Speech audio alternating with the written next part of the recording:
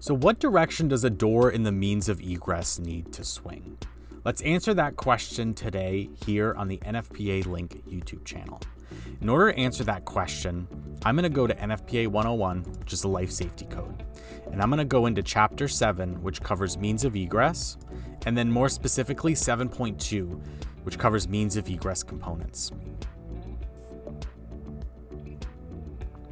I'm going to scroll down to a section that covers door swing and door force. And just talk real quick, the general baseline requirement is that any door or assembly in the means of egress needs to be side hinged and swinging. Now there are exceptions that you can take in order to have other types of doors, such as a horizontal sliding door or maybe a vertical rolling security grille. But again, you need to meet the requirements here below. But typically you're going to have a side swinging door in the means of egress.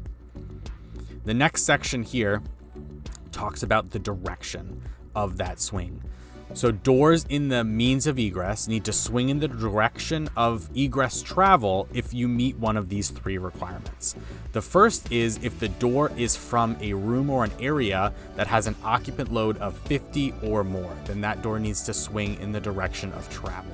Typically that means out of that space or that area. Next is if the door assembly is part of an exit enclosure. The most common type of exit enclosure that you're going to have is an exit stairwell. That means that all doors either into or out of an exit stairwell need to swing in the direction of travel. Typically that means every door on every floor going into an exit stairwell needs to swing into it, and then at the bottom the door leading out needs to swing out of that exit stairwell.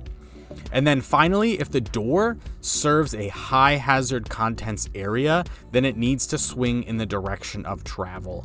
That meaning these spaces have the potential for fast fires and quickly burning fires that we want occupants to be able to get out quickly. So they need to be able to swing in the direction of travel.